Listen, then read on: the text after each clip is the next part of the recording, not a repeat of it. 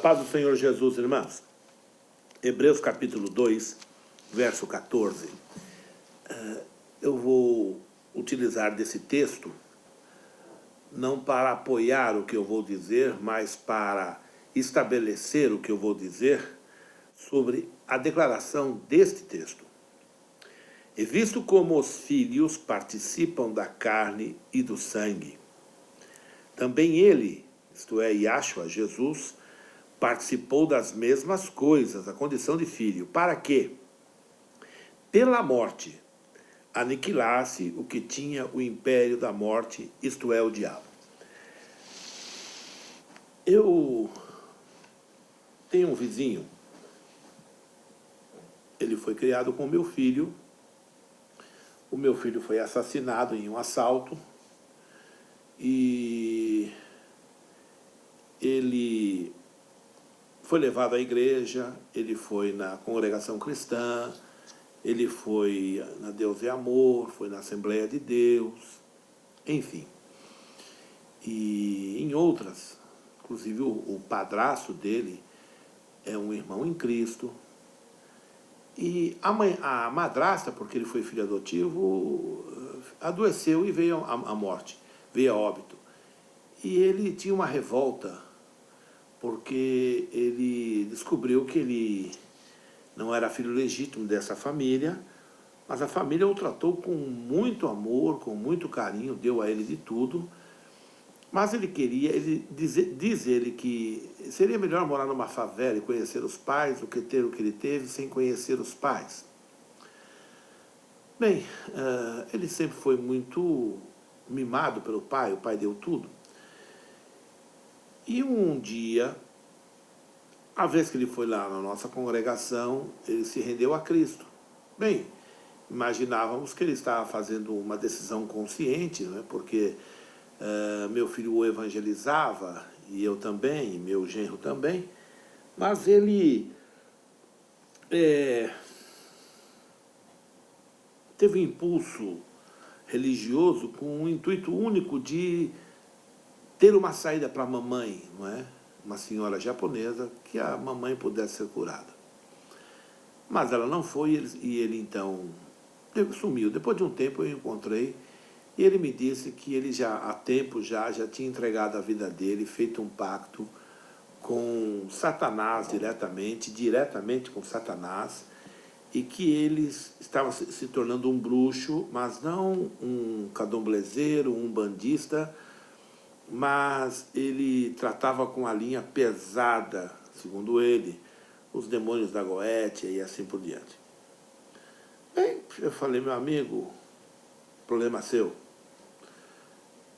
O tempo passou e nessa tarde ele apareceu na minha casa, estava trabalhando na minha oficina, eu tenho uma oficina aqui na garagem de casa. Eu estava trabalhando, normalmente trabalho com a porta fechada, mas por causa da violência, né, na região, então hoje eu estava com a porta aberta e ele chegou perguntando sobre um determinado motor, se estava para venda. Eu falei que não, que era de cliente e tal. E eu tratei meio frio, e ele me fez uma pergunta e eu falei, fulano de tal, você é meu inimigo, cara. Bem assim, quando eu falo cara, irmãos, é a linguagem da minha geração. Se você se escandalizar, irmão, sinto muito, tá bom? Sinto muito, eu não sou obrigado a ficar observando o que teu avô falava, tá certo? Voz Messê, daqui a pouco você que fala voz Messê, né? Então eu falei, cara, você é meu inimigo. Ele falou, que isso, Horácio? Você nunca foi meu inimigo? Por que você é meu inimigo? Eu falei assim, porque você serve o inimigo do meu Deus. E se você serve o inimigo do meu Deus, e você é inimigo do meu Deus, logo você é meu inimigo. Alguém diria assim, não, mas a nossa luta não é contra a carne e o sangue. Eu sei. Mas quando uma pessoa se declara conscientemente como Satanás, e que Satanás é o cara, se você quiser ser gentil com ele, seja, eu não sou. E eu falei para ele que nós não tínhamos conversa, não tinha o que conversarmos. E ele não aceitou aquilo. Ele falou, não, como não temos que aceitar o que conversar? É só religião. Eu falei, você não entendeu nada. Não é religião, é vida. é vida. Eu não sigo a Jesus por uma religião, eu sigo a Ele porque Ele é meu Deus, Ele é meu Senhor e Salvador. Eu vivo por Ele, para Ele. A minha vida é pautada nas coisas dEle. Enfim. E ele, então, começou a falar coisas, né? Ele falou assim, eu sei que você é uma pessoa... Não, eu desafiei dizendo assim, ô fulano, os espíritos que você serve, quem é o maioral dele? Mas o maioral. E ele parou, ficou pensando e falou, por quê? Eu falei, não, eu gostaria que você me dissesse o maioral, para eu dizer claramente que ele é um derrotado, um fuleiro, um zero à esquerda. Na cara dele. Se ele é o que diz ser para você, ele te convenceu. Eu quero ver ele encarar a mim. E aí o irmão pode dizer assim, isso é presunção. Não, querido irmão, você chame como você quiser. Eu chamo isso de fé em Jesus Cristo. Por isso eu li esse texto. Mas ele falou uma coisa, ele falou, eu sei que o que está em você é maior. Eu falei, ora, você sabe, quando eu cheguei, eu vi, tem 7 anjos do teu lado, dizia ele, e os meus guias estão do lado de fora, não puderam entrar na tua casa. Eu falei, você já perguntou a eles por quê? Ele falou assim, não precisa, eu sei. Eles sabem, irmãos, a quem eles estão servindo, conscientemente. Sabem o que estão fazendo. Ele me falou que muitas pessoas que dizem que são candomblessistas, enfim, são todos uns frouxos, palavras dele, porque quando o guia pede o filho, eles não dão o filho no fogo. Ele é do grupo que passa a criança no fogo para Baal, Moloque. E eu então cortei aquela conversa, porque não tem assunto, não prego o evangelho a ele, não lanço pérolas aos porcos, não tem um diálogo, não tem, acabou, não prega o evangelho, ele tomou a decisão dele. E ele vai para o inferno, irmão. Como é que você é Deus? Eu não sou Deus, mas ele tomou a decisão dele. Ele pode se arrepender. Bem, se você quiser apostar nisso, faça. Eu não. Eu não gasto minha fé nisso. Então, ele saiu e eu fiquei pensando, não é? Fiquei pensando. Ele me contou de um vizinho que virou, ele falou assim, não, fulano de tal se tornou meu inimigo. Eu falei, por quê? Porque uma das pessoas pegou alguma coisa dele e ele lançou um feitiço e parece que a esposa do rapaz morreu. E esse, então, outro amigo ficou muito indignado com ele, falou, não quero mais olhar na tua cara, você não vem mais aqui, eu não quero conversa com você. Aí eu falei assim, por que você não faz isso comigo, fulano? Por que você não tenta jogar feitiço desse tipo contra a minha vida? Ele virou e falou assim, você sabe que eu não posso, você sabe que não tem como atingir você. Eu falei assim, mas por quê? Ele falou assim, porque você é consciente a quem você serve. Eu não estou querendo aqui, irmãos, em nome de Jesus, querer trazer o testemunho de um demônio para pautar minha fé. Não, eu só estou pontuando o fato. Então, o que eu quero compartilhar é o seguinte, irmãos. Eu nasci no Evangelho, eu ia na igreja batista, naquela época era só batista, não tinha nomes de igrejas, regular, fundamentalista, renovada, nada disso, não, era só batista. E eu recebi uma boa doutrina na igreja batista, quando criança. Depois que cheguei à adolescência, fui para o mundo e conheci as mazelas do pecado e agradeço a Deus por ter conhecido. Porque hoje eu posso dizer, sem vaidade, que Jesus é melhor. Na minha juventude, ingressei nas carreiras pentecostais, nas Assembleias de Deus, Ministério do Belém, e isso no Nordeste e aqui também em São Paulo. Fiz o seminário chamado Nazareno, não era um seminário reconhecido, naquela época não havia reconhecimento legal pelo MEC, e depois vim a São Paulo e ingressei no IBB, Instituto Bíblico do Brasil, e depois de algum tempo fui convidado pelo professor a me retirar, porque eu fazia perguntas e atrapalhava a aula dele, porque ele não conseguia explicar o texto, e ele, sendo um mestre, se enrolava no texto. Mas, tratando-se de seminário, você é obrigado a aceitar o que eles dão.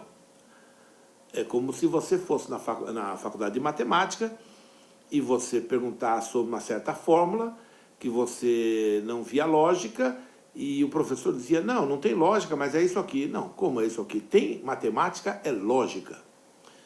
Então, não fiz o IBB e me dediquei muito a ler, a estudar.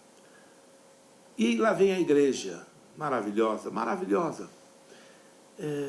Eu me lembro nas manhãs de sábado, quando o povo se reunia para ouvir Jim Swaggart. Isso já na década de 80, bem para cá já, né? Mas Jim Swaggart foi, eu penso, que Jim Swaggart foi um dos últimos momentos da igreja pentecostal viva, vibrante, séria. Eu ouvi um cidadão aí que diz que ele sabe tudo, se você falar de plantação de ovo, ele também sabe, eu nunca vi um homem que sabe tudo, se você falar de sexo dos anjos, ele também sabe, ele sabe tudo, é uma coisa absurda. E tem aquele monte de idiotazinha que fica ali, esperando que ele regurgite alguma coisa, né, significativa. E esse cidadão atacou várias vezes Jim Swaggart. Irmãos, eu sou testemunha de vidas que se converteram em igrejas inteiras, que se renovaram, inclusive da denominação dele, por isso que ele tinha tanto ódio. E aonde ele ia, eram multidões, os apelos que se faziam eram 300, 500 pessoas se convertendo, e uma palavra ungida, uma palavra dos céus, o povo gostava. Então foi o último momento. De lá para cá, depois do irmão Jim Swaggart ter pecado e caído, infelizmente, muitos desses começaram a tripudiar, zombar, porque eles são urubus, né? eles são malignos, eles têm prazer, não é? Que um servo de Deus seja envergonhado. Eu falei com o Manos aqui, eu peguei um áudio na internet, eu quero ver se na próxima gravação eu use o áudio desse pregador, muito famoso aqui na internet. Eu não vou botar a imagem dele, meu objetivo não é lidar com pessoas nem nada. Mas algumas pessoas vão identificá-lo pela voz. Ele fala uma coisa, ele fala o seguinte, para resumir, o nome, já salvei, está salva. O nome da mensagem é: o anticristo vai destruir a igreja. Irmão, se você quiser ouvi-lo, ouça, não é? Porque para mim não passa de mais um demônio falando. Você está chamando o irmão de demônio? Não, eu falei que ali é demônio, eu falei que a palavra que está sendo dada é igual Pedro, quando foi usado por Satanás, dizer, não permita que tal coisa aconteça. Dizendo que a igreja será destruída pelo anticristo. Meu amigo, para trás de mim, Satanás, você é pregador do inferno. E esse cidadão gosta de falar mal de outros pregadores, não é? Pentecostais, e fala mal deste pastor, fala muito mal desse pastor Silas Malafaia. Eu não conheço o pastor Silas Malafaia. Fala muito mal, chama de falsos profetas, não é? Muitos desses daí. E também tem um irmão lá no Rio de Janeiro, que ele combate muito a maçonaria, e ele fala, mas irmão, em nome de Jesus, para de ficar ameaçando, cara. Você fica citando o nome de pessoas dizendo que são maçons, mas você não prova logo, quero saber. Todos queremos saber. Você fala assim, o pastor fulano é maçom, tá aqui a prova. Não é, irmão fulano? Eu tenho a prova. Então prova, não é? Ora, eu sou contra a maçonaria, eu não sou maçom, eu não sou nada, eu sou um discípulo de Jesus somente. Mas se tiver, temos que arrancar isso do nosso meio. Mas você fica só botando fogo, e aí o que acontece? Todo e qualquer crente fica olhando para o pastor desconfiado. Será que meu pastor é maçom?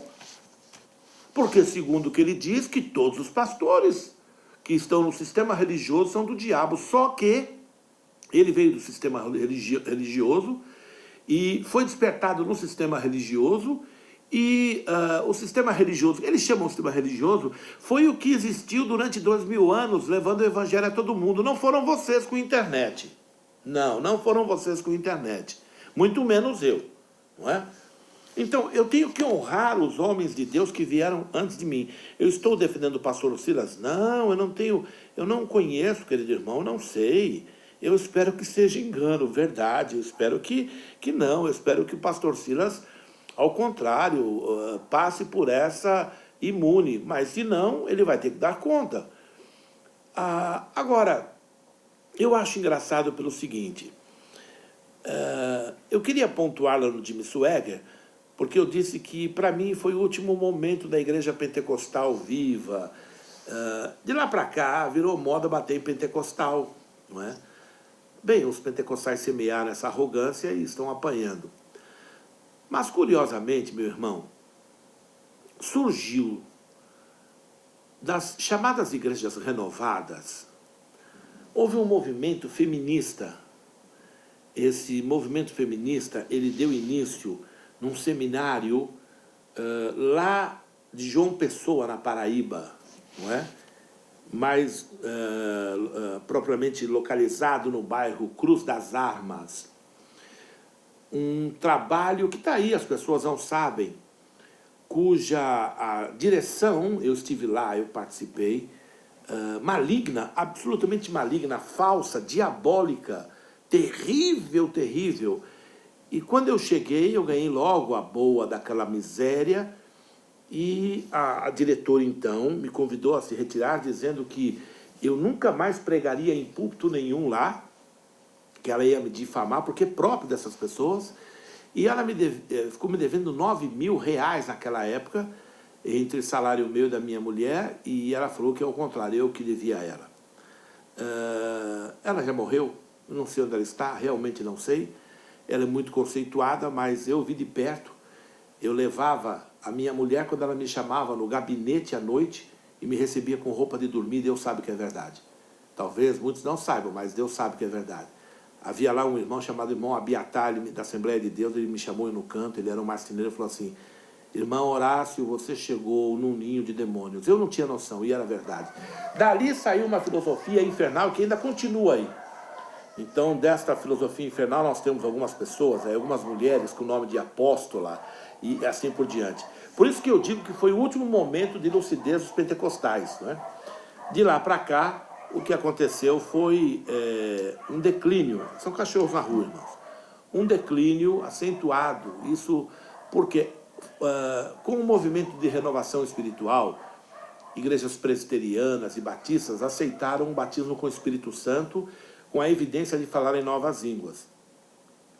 E eu vou explicar algumas coisas, se possível. Irmãos, quando houve a renovação, os tradicionais combatiam tanto, diziam tanto que era do diabo, que quando eles entenderam que não era do diabo, eles ficaram tão temerosos e perderam o senso crítico. Então agora eles abriram a porta para que entrasse qualquer coisa com medo de cometer o mesmo erro outra vez.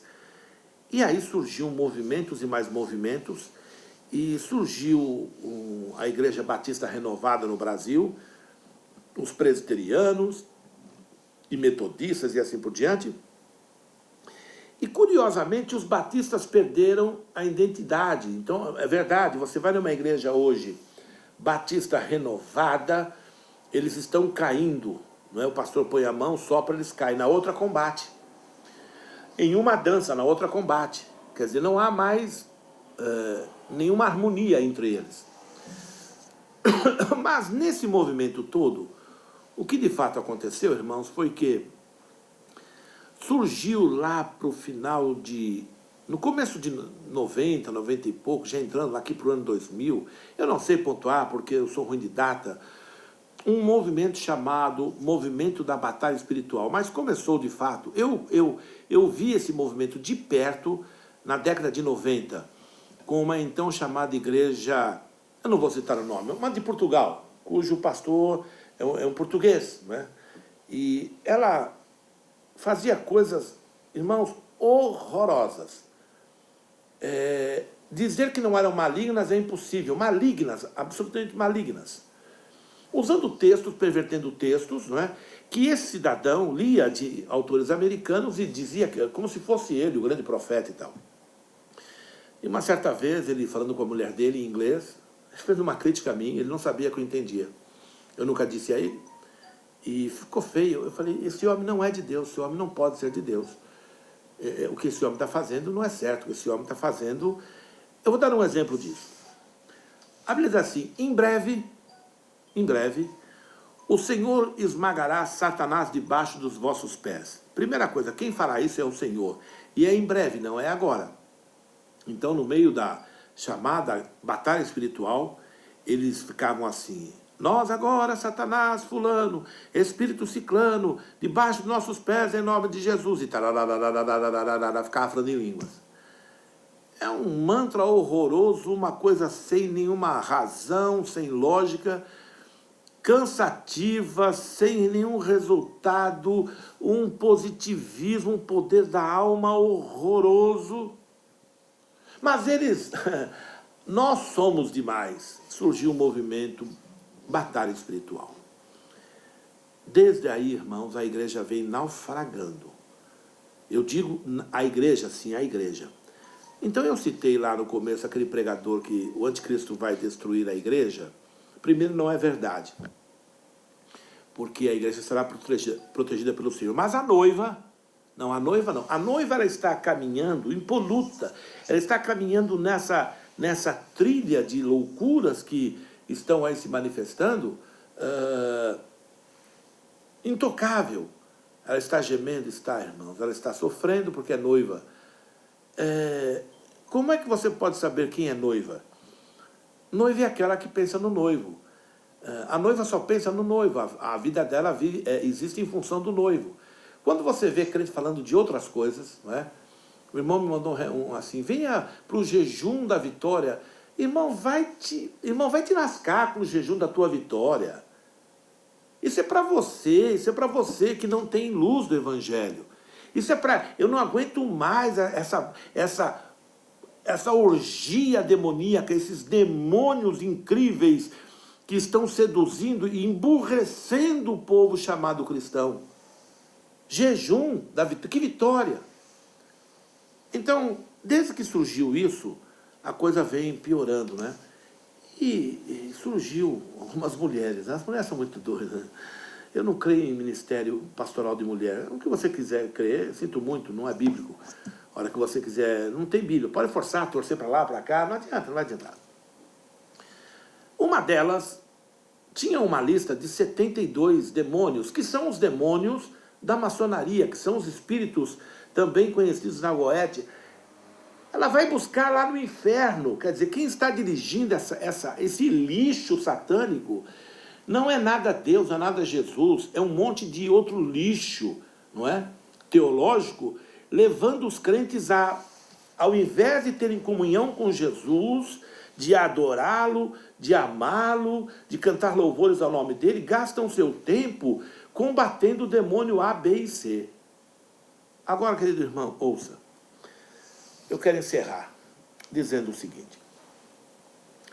A Bíblia diz que Jesus, quando foi batizado, o Espírito do Altíssimo veio sobre ele e imediatamente ele foi levado ao deserto para ser tentado por Satanás. Lembre-se que Adão passou por esse processo, ele também teria que passar. Adão pereceu. Yahshua, Jesus, não. Ele venceu. Ele venceu e a partir daí ele tinha autoridade para expulsar demônios. Não antes, ele não podia expulsar demônios antes. Ele teria que vencê-lo no campo de batalha dele. E ele o venceu no deserto. Em 3 situações distintas, em todas, Yahshua, o nosso Salvador Jesus Cristo, o venceu. Na cruz ele triunfou. Por que ele triunfou? Porque ele estava dando a vida por mim. Mas entenda que o fato dele estar dando a vida também não resolveria nada se ele não ressuscitasse. Se ele não vencesse a morte, também não resolveria nada. Ele teria que vencer a morte também. Por isso ele vence a morte. E a Bíblia diz aqui que ele aniquilou aquele que tinha o império da morte, a saber, o diabo. Ele aniquilou na cruz. Então, tente me convencer que existe algum ensinamento bíblico para que eu dedique meu tempo para lutar contra esse derrotado. Não. Não existe. O que existe são declarações do apóstolo Paulo ao referir-se que nossa luta não é contra a carne e o sangue, mas contra principados e potestades, porque de fato isso é o que ocorre, e não porque eu paro para orar, mas o fato de eu ser de Jesus, eu já estou em guerra. Eu sou resistente, por isso que eu disse àquele moço, você é meu inimigo. Você vai servir a esses espíritos para tentar impedir a noiva do meu Senhor de progredir. E não vai conseguir. Não vai. Políticos, vocês não irão conseguir. O comunista, o pastor comunista, filho do diabo, você não vai conseguir. Não importa o que você diga. Você é filho do diabo. Você não crê nada em Jesus, você está usando o nome dele. Tem prazer em usar o nome dele. Não há nada no teu coração de Deus. O teu anseio é ver um mundo bom. O teu anseio é como a doutrina calvinista, né? Eles não creem em nada, não creem em nada. E, inclusive, esse vídeo que eu quero fazer é de um calvinista. Ele fala que o diabo vai destruir a igreja. Bom, a igreja dele eu acredito, não tenha dúvida nenhuma. Mas a noiva de Cristo, não. Não. E nós vamos ver, e eu vou pegar o áudio dele, a pregação dele toda é pequena, e como ele maliciosamente pula os textos que ele não consegue explicar. Então ele pula. E pula rápido, ele nem cita. Nem cita. Mas ele vai falar mal, sei lá, do apóstolo Valdemiro. Irmãos, olha, uma coisinha, só um pensamento, por favor. Me suporte nessa minha indignação. Eu não sou colega, não sou amigo do apóstolo Valdemiro, eu não o conheço. Eu não faço o que ele faz, não concordo com muita coisa que ele faz, ponto. Eu quero perguntar a você, você é salvo? Você é salvo? Se você disser que não, eu vou pregar o evangelho a você, para você nascer de novo e ter o direito e receber o Espírito Santo, que é o penhor. Mas se você já diz que é salvo, eu lhe pergunto, baseado no quê? Por certo, você me responderia, não, porque a Bíblia diz que quem crer e for batizado será salvo. Eu creio em Jesus, dele a minha vida, confessei que sou pecador, então eu sou salvo. E sabe o que eu vou dizer a você? Glória a Deus por você, meu irmão. Eu também sou assim. Agora, pergunte a Valdemiro se ele também não é assim. Pergunte a Valdemiro se ele não crê que Jesus Cristo é o Filho de Deus e que morreu na cruz e que vem buscar a igreja. Sabe o que ele vai dizer? Claro que sim. Aí eu lhe pergunto, por que a tua confissão vale e a dele não? Porque ele não está no seu quadrado? Porque ele não faz parte do teu clubezinho teológico? Porque você foi educado contra ele? Não, eu não estou avalizando o que ele faz, não. Eu não estou dizendo que o pastor Silas Malafaia é não, que ele está acima de qualquer suspeita, não. Eu estou dizendo que você está anulando a graça de Deus nesses homens. Eu vou lhe fazer uma confissão. Eu tenho um problema sério de ouvi-los, eu não consigo ouvi-los. Se eu ligar a televisão para ouvir o missionário Soares, eu desligo. Eu prefiro ouvir Bang Bang a italiana, meu irmão. Porque não sai uma palavra dali do evangelho. Tudo que ele prega é qualquer coisa, menos evangelho. Ele perverte a verdade em mentira. Ponto. Ei, calma aí. As pessoas que estão lá amam a Jesus.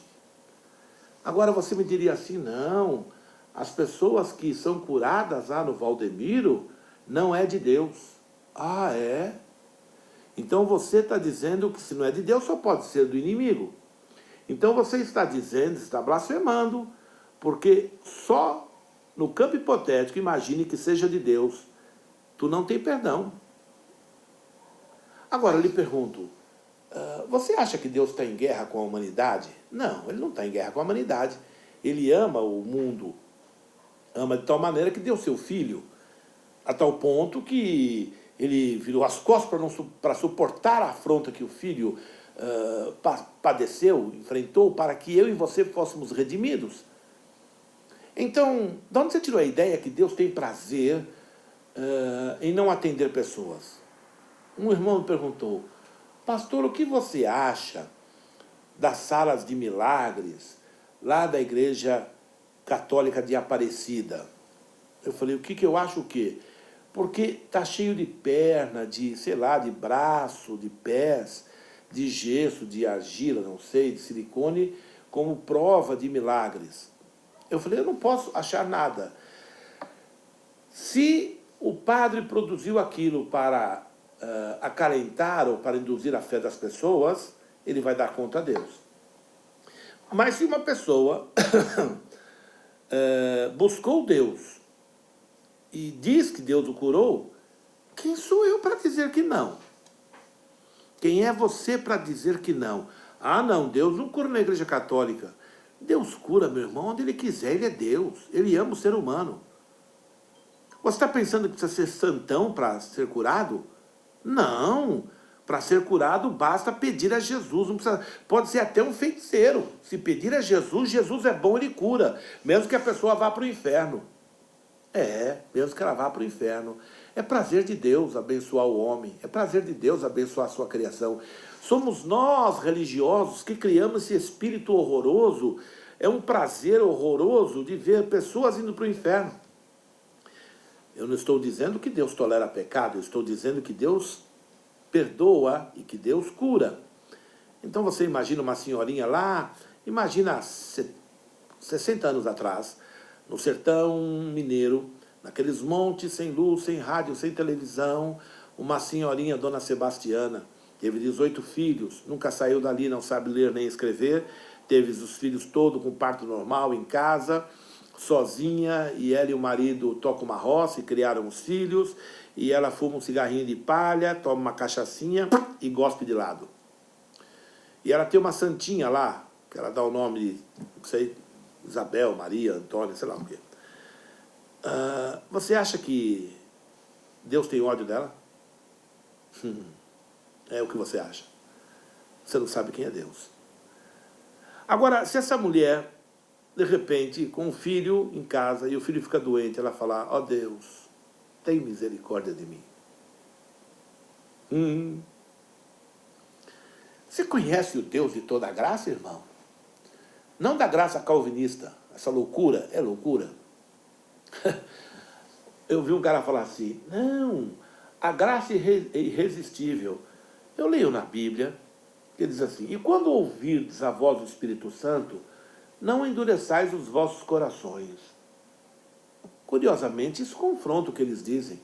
Se é irresistível, como é que ele poderia dizer que eu posso resistir? Como é que eu posso dizer, ele pode dizer que eu endureço o meu coração?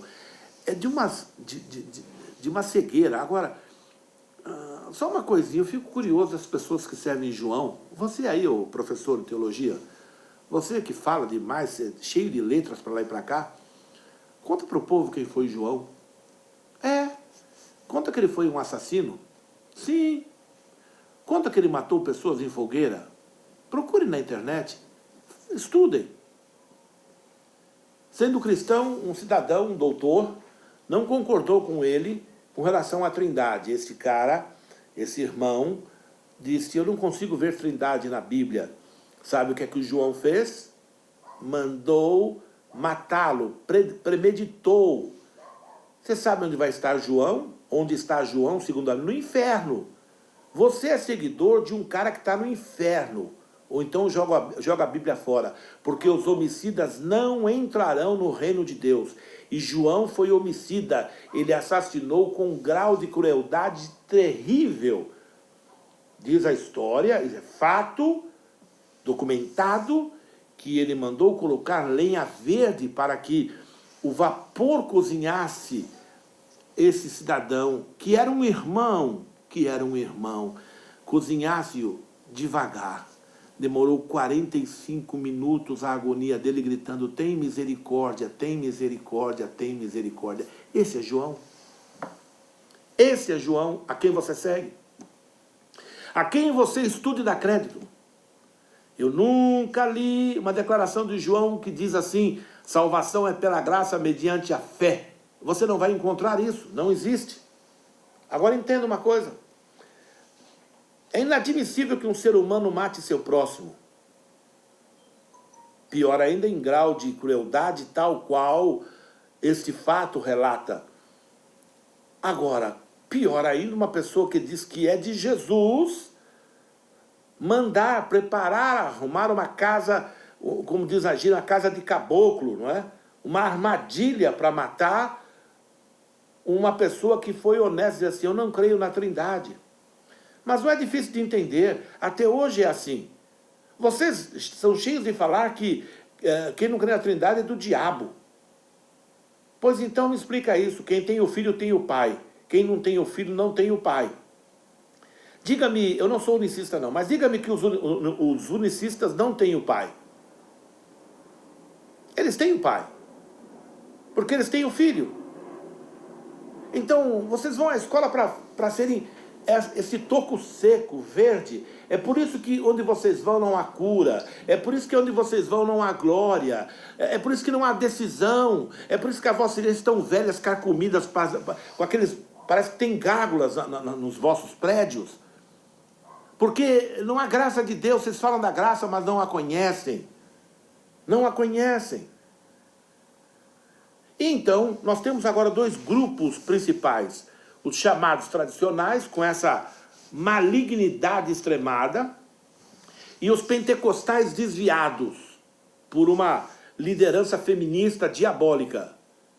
Sem exceção, diabólica. E que veio através de profetas e de igrejas grandes, e não sei o quê, e introduzir na igreja uma teologia infernal. E de lá para cá a igreja vem: meu Jesus, a sociedade está sendo destruída, a igreja não salga, a igreja não dissipa as trevas. Ah, vamos orar. E eu fico vendo esses gaiatos que vêm da América dizendo que são apóstolos, que são profetas. Irmãos, dá vontade de pegar um bambu verde e dar no lombo desses vagabundos até o bambu amadurecer, de tão malignos que eles são. Eles dizem em nome de Jesus, mas são do diabo. Eu estou dizendo com todas as palavras. Irmão Horácio, pastor Horácio, você está indignado há muito tempo, irmãos. Há muito tempo com esse quadro nojento, carnal, em que essa liderança diabólica, satânica, que gerou esses ídolos, cantores e cantoras que se tornaram ídolos, que são homossexuais, que são prostitutos, que são imundos, que são mercenários. E os pastores convidam esses caras porque mais pessoas irão para as suas igrejas. E sem contar outros, né? As contaminações com a maçonaria, não é? Aí, você tradicional calvinista, conta da tua imundície com a maçonaria. Você gosta de atacar o fulano, o ciclano? Sim, eu também acho que deve ser colocado em pratos limpos. Mas você também está envolvido nesse lixo. Perto de mim tem alguns que eu conheço. Não eram nada, de repente, sem ninguém na igreja, construir um prédio, e em frente ao prédio tem a pirâmide. Não é? Eu até estou preocupado aqui, porque nós vamos derrubar uma parede na nossa igreja e vamos fazer uma galeria. E eu vou ter que usar 2 pilares para poder apoiar uma viga. Eu já pensei: rapaz, o pessoal vai achar que eu sou maçom, porque tem 2 pilares no palco da igreja, não é? Ou do salão onde a gente se reúne, não é? Então eu estou falando até antes para saber. Mas, irmãos, resumindo, essa doutrina de batalha espiritual, ela é infernal, não procede de Deus. Irmão em Cristo não se reúne para orar contra o diabo. Irmão, não jejue para vencer Satanás. Irmão, pare de fazer esse tipo de coisa. Em nome de Jesus. Em nome de Jesus. Quando vos reunir, um tem o quê? Salmo. Aleluia, aleluia, aleluia. Não, irmãos, não convém falar aleluia alto na igreja. Não convém na tua igreja. Porque na igreja do Salvador convém. A Bíblia diz que a sonzeira no céu será como de muitas águas, irmão. Aleluia. O que vai chegar no céu vai chegar dançando, pulando de alegria, porque foi liberto do pecado, da condenação das trevas, livre do mundo de Satanás, e, quietinho. Então, quando vos reunir, um tem salmo, outro tem cântico, o outro tem doutrina. Não é isso que acontece. É assim, quando vos reunir, um tem uma dancinha. Uma dancinha assim, que ninguém aguenta mais. O pentecostal, isso é fogo estranho no altar. Não é? Aí o outro enche de luzes, né? Luz assim, estroboscópia, não é? E põe gelo seco, aquela fumaça, sabe? Quer dizer, não tem a glória da nuvem de glória, então coloca gelo seco. Claro, irmão. Nós estamos numa situação tão terrível que nós temos que, nas igrejas tem que ter tradutor para surdo e mudo, porque a gente não cura o surdo e mudo. Não é? A gente tem que botar tradutor, porque eles vão continuar surdos e mudos. Não é? Eu fico imaginando se deveria ser assim entre os apóstolos, né? Por certo que não. Não é? Aí, então, não tem glória, põe a fumaça. Eu não sou contra a fumaça, entenda, eu não estou dizendo isso.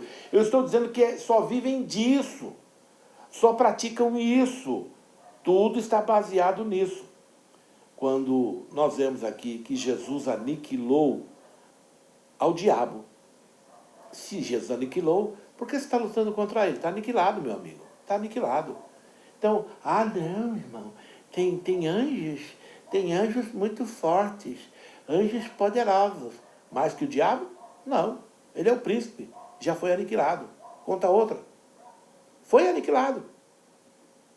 Jesus nos deu autoridade. Não tem nenhum demônio na terra que não saia em nome de Jesus. Não. Qualquer espírito imundo que aparecer, esse da Goétia, o que for, é só dizer em nome de Jesus, Satanás, eu te mando embora. Ele tem que rapar.